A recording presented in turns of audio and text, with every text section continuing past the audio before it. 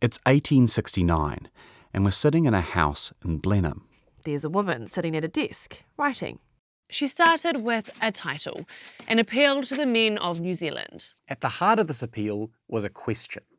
Why has a woman no power to vote, no right to vote, when she happens to possess all the requisites which legally qualify a man for that right? The name of our writer is Mary Muller. She was born in London in 1820 and migrated to Aotearoa in 1849. These days she's celebrated as New Zealand's first feminist writer. But in 1869, very few people knew Mary Muller held these views. Her husband disapproved of her activism, so she hid her identity behind a pen name, Femina. In her own words, she worked like a mole, underground, in the dark. To some it might have seemed like a hopeless struggle. At the time there wasn't a single self-governing country in the world where women could vote in national elections. But Mary Muller could see a different future. As she wrote in her pamphlet, change is coming. But why is New Zealand only to follow? Why not take the initiative? And 24 years later, that initiative would be taken. On September 19th, 1893, Aotearoa became the first self-governing country in the world where women could vote.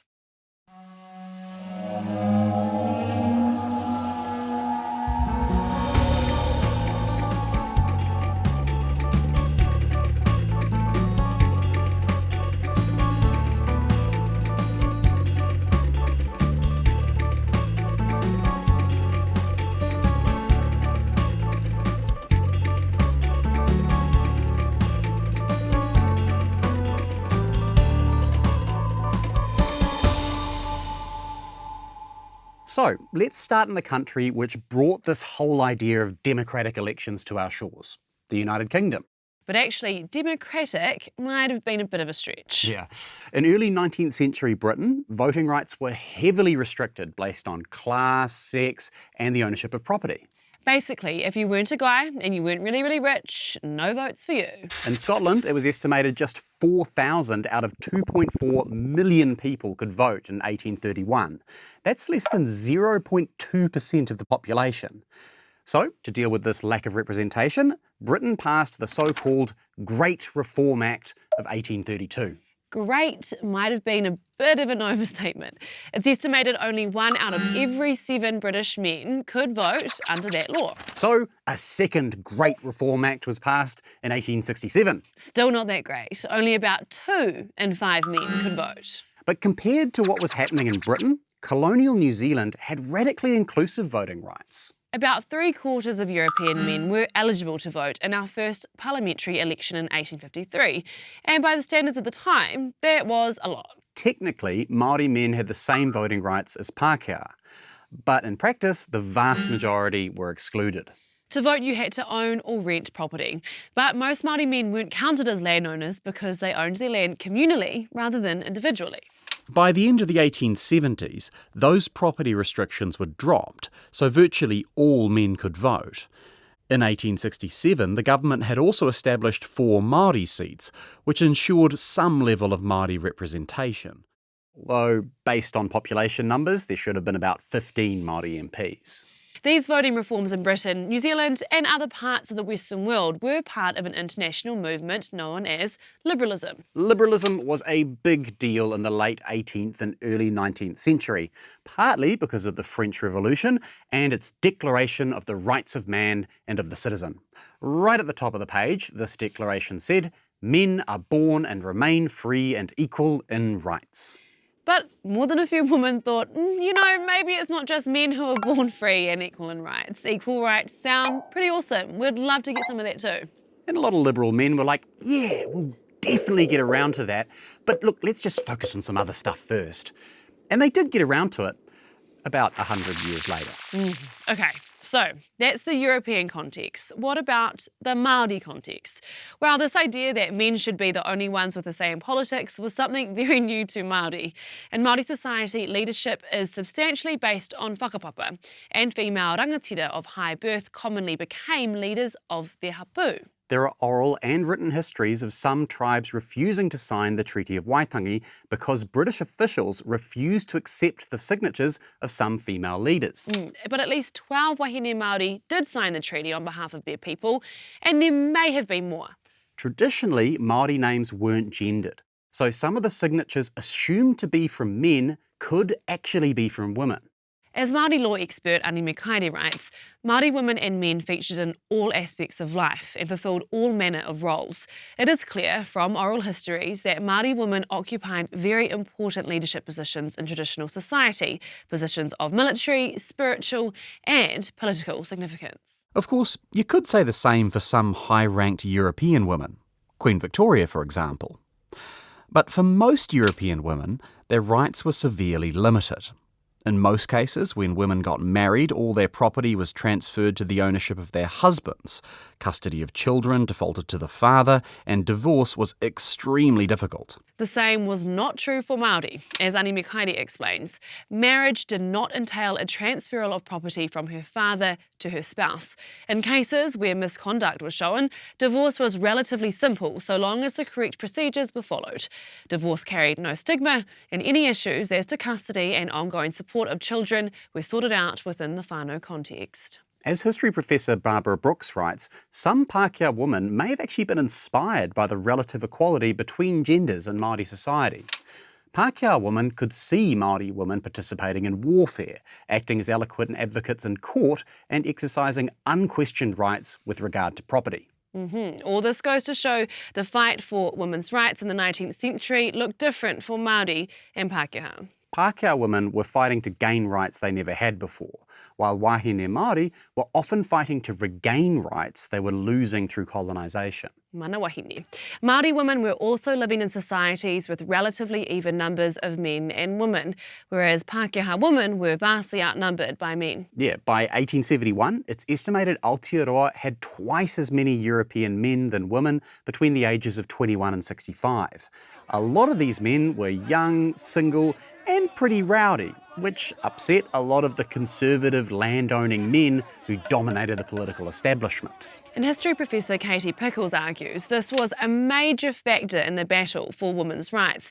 As she says, the relative scarcity of women put a premium on women as wives, mothers and moral guardians. The men who supported women's suffrage believed that women's votes would have an orderly, conservative effect on society. In the colonial setting, women's part as maternal, civilising agents was especially needed. Women's value in New Zealand was on a high. And that high kept rolling through the 1870s. In 1875, female ratepayers gained the right to vote in municipal elections. And in 1878, a bill to allow women to vote and stand for Parliament was only narrowly defeated. And voting wasn't the only battle for women's rights in the late 19th century. Some people wanted equality in divorce laws. Some wanted married women to have more rights to property and to their children. Some wanted an increase in the age of consent, which was just 12 years old at the time. And from about 1885 onward, the movement for women's voting rights became increasingly linked to another political movement: prohibition, the struggle to ban alcohol. Traditionally, Māori never made alcohol. That was brought to Aotearoa by Europeans. And as social historian Jock Phillips points out, Europeans were big drinkers.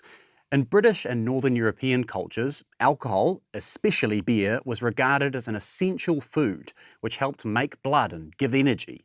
Milk could carry disease, water was often contaminated, and alternative drinks such as cordials, tea and coffee had not yet established themselves. Alcohol seemed a daily necessity. Then, as now, alcohol contributed significantly to domestic violence and sexual assault. It wasn't uncommon for husbands to drink away their weekly wages, and in an era where married women were usually unable to find well-paid work, that could leave their families in dire straits. Given all the problems drinking caused for women, it's probably not surprising the most prominent anti-alcohol group was led by women, the Women's Christian Temperance Union. WCTU for short. Temperance, by the way, is just an old-timey word for no drinking. The WCTU was an international movement. It was founded in the United States in 1874, and its mission was summed up in a single policy: do everything. And they really meant everything. By the 1880s, representatives of the WCTU were travelling all over the world to build support for the movement. In 1885, one of these women, Mary Levitt, came to Aotearoa. She made speeches and delivered lectures all over the country, encouraging Kiwi women to set up their own chapter of the WCTU. But she wasn't just there to talk about booze. Mary Levitt argued forcefully for women's equality. According to one report of a meeting at St Paul's Church in Christchurch, Mary Levitt considered that woman as an integral part of humanity was entitled to freedom under the law of God. It was said that women could not fulfil certain duties, that they could not, for instance, be judges, but she contended that though all women were not fit to be judges, neither were all men. The latter fact did not prevent men from being allowed to study the law, neither should the former fact prevent women. But the WCTU wasn't just a narrow anti-alcohol, pro-women's rights movement. As historian Dr. Raywin Dalzell points out, following the do-everything policy, the WCTU worked for social reform on a broad front. Its members visited prisons, set up kindergartens, and ran clubs for young mothers. The WCTU provided evening classes in cooking, sewing, carpentry, and Bible instruction, and a club for boys. And even though Mary Levitt advocated some radical ideas, the WCTU generally wasn't seen as a radical organisation. Nah, after all, it was led by devoutly Christian middle and upper class women. It wasn't some coven of anarchist, communist agitators. How could any upstanding Kiwi bloke object to his wife or daughter signing a pledge not to drink alcohol or helping out at a Bible class? As history professor Ian Tyrrell put it, the WCTU was a bridge between home and church on the one hand, and social and political action on the other. But, of course, the Temperance Union wasn't some perfect organisation which never did anything wrong. As Dr. Tyrrell says, historians have generally portrayed the WCTU in Australia as a group of religious bigots and fanatical wowsers. Wowser, by the way, is a dismissive term for someone who doesn't drink alcohol. And while New Zealand historians tend to have a more positive view of the WCTU than their Aussie counterparts, there are aspects which were problematic. Yeah, with the benefit of hindsight, it's clear the Temperance Union's idea that outlawing alcohol would lead to some kind of utopia was pure fantasy. Prohibition in the United States led to huge growth in organised crime. Illegal beer houses in Aotearoa were also hotbeds for criminal activity as late as the 1960s and 70s. Māori women who joined the Temperance Union had to take a pledge that they would never receive moko kauae, reflecting a prejudice against Māori culture from many Europeans at the time. But many wahine Māori still set up their own local WCTU chapters. Alcohol contributed to land alienation. Grog sellers targeted Māori attending the Native Land Court to trap them in debt and force them to sell land. So while the WCTU had some skeletons in its closet, many still saw it as a positive force. And of course, it played a central role in winning both Māori and Pākehā women the right to vote in Aotearoa. The woman who led the battle for voting rights within the Temperance Union was, of course, Kate Sheppard. Sheppard was born in Liverpool and migrated to Christchurch in 1868 when she was 21 years old. She was an extremely intelligent, well-educated woman from a middle-class background and active in her local church. In short, exactly the kind of person who'd be drawn to the WCTU. One of Kate Sheppard's first priorities was a petition to outlaw barmaids and ban the sale of alcohol to children. But when this petition was rejected in 1885, she realised that male politicians wouldn't give a hoot about women's concerns unless they needed those women's votes. By 1887, Sheppard had risen to become the WCTU's National Superintendent of Franchise and Legislation in New Zealand. What a title. And from that point on, she focused virtually all her efforts on women's suffrage. Suffrage, by the way, just means the right to vote.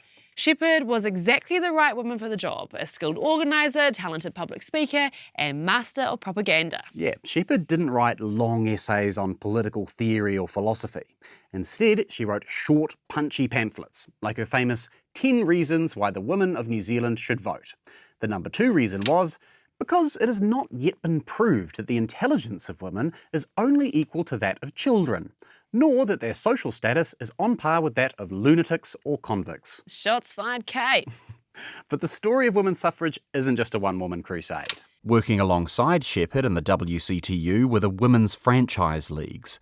The leagues were all about the vote, not alcohol or religion or anything else. And according to historian Jane Tolleton, they held the biggest rallies and collected most of the signatures for the key 1893 petition to Parliament.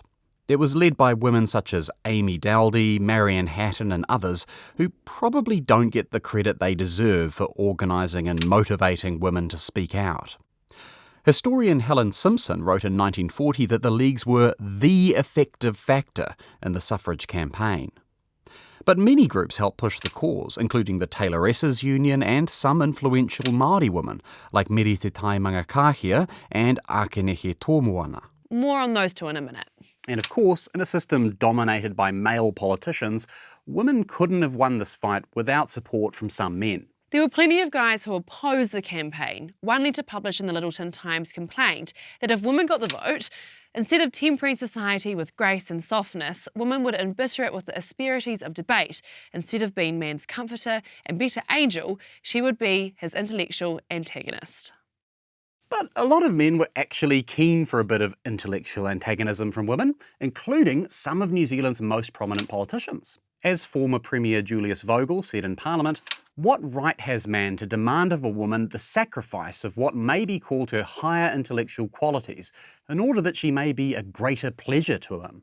One of the strongest supporters of suffrage was the Conservative former Premier, Sir John Hall. Sir John is a guy with, shall we say, a mixed legacy. He supported the Parihaka raid and stood for the rights of rich landowners in Canterbury at the expense of poorer colonial farmers.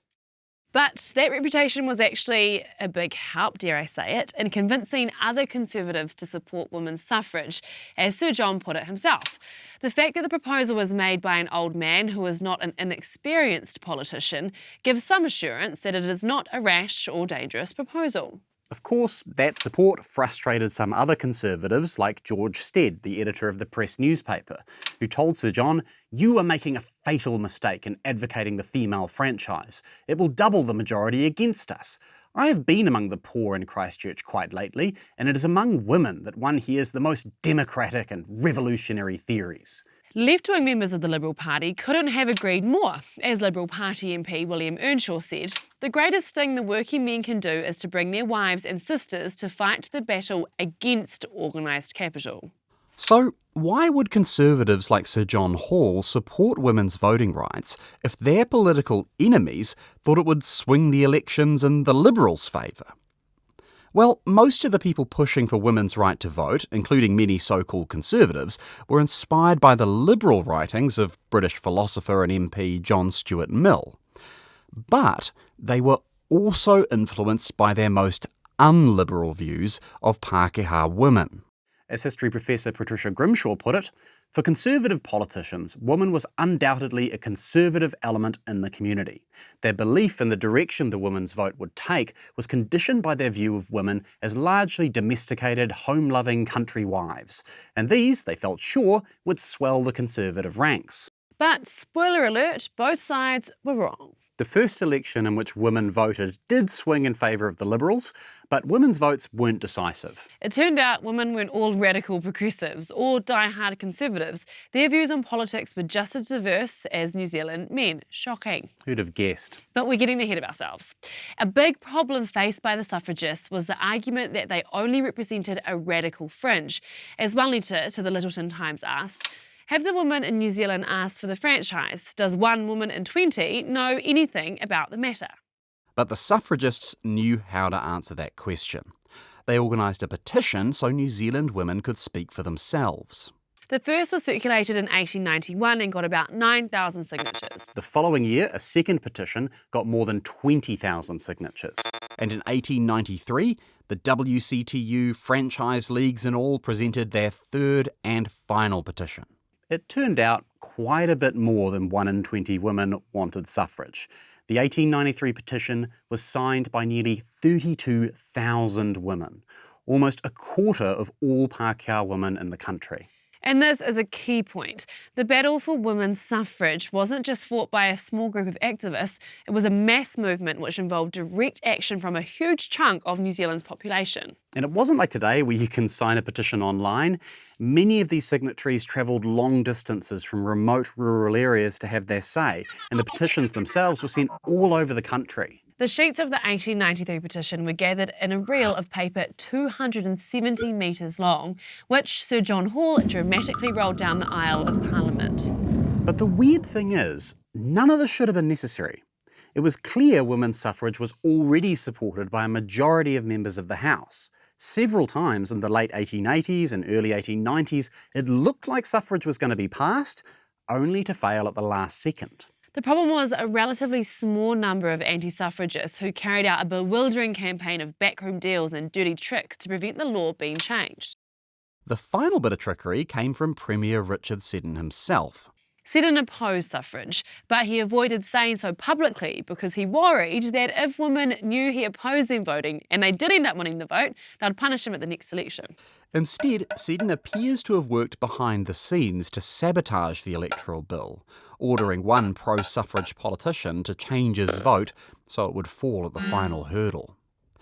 But then, at the last second, 2 Conservative MPs changed their votes to support the bill.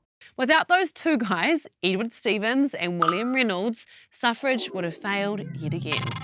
Finally, on September 19th, 1893, the Electoral Act was signed into law. Aotearoa became the first self-governing country in the world where women could vote. And you can go even further. Every country to this day has some limits on who can vote, but by usual definitions, we can say something pretty damn cool. In 1893, Aotearoa became the first self-governing country in the world with universal suffrage. And get this, Richard Seddon announced the news to Kate Sheppard in the Telegram, which said, "I trust now that all doubts as to the sincerity of this government in this very important matter has now been effectively removed." Yep, after all his behind-the-scenes meddling to block women's suffrage, Seddon turned around and pretended he'd been for it all along. No wonder his nickname was King Dick. But Kate Sheppard and her allies were probably too busy celebrating to care. One WCTU member telegrammed Kate Sheppard from Dunedin describing a splendid meeting last night in City Hall, crammed mostly with women, enthusiasm unbounded, thousands of handkerchiefs waving for victory. Our old mate George Stead was less enthusiastic, saying, "We have now got the female franchise as surely as we had the measles. It has come to stay and we must make the best of it." At the same time Pākehā women were fighting for a voice in the Pākehā Parliament, wahine Māori were fighting for representation inside the kotahitanga Parliament. As we mentioned in our episode on the Native Land Court, Te Kotahitanga was set up in an attempt to counterbalance the Pākehā-dominated colonial parliament, and especially to put an end to the alienation of Māori land. Te Kotahitanga was established in 1892, and just like the Pākehā Parliament, it was a bit of a sausage fest. Only men could vote or stand for a seat. Kaupapa Māori researcher Professor Leonie Pihama suggests that, although Māori women attended Te Kotahitanga in equal numbers to Māori men, the impact of colonial gender beliefs and practices were already embedded, with Māori women at that time being denied the right to vote or stand as members. But unlike the colonial parliament, women did have the right to speak at the Kotahitanga Assembly. And on May 18, 1893, Mere Te Taimanga Kahia Aotearoa delivered a speech challenging the rules on voting. She pointed out that many Māori women were landowners and knowledgeable in the management of their land. And she pointed out that when Māori men had travelled to England to lobby Queen Victoria for an end to land sales, they'd been ignored.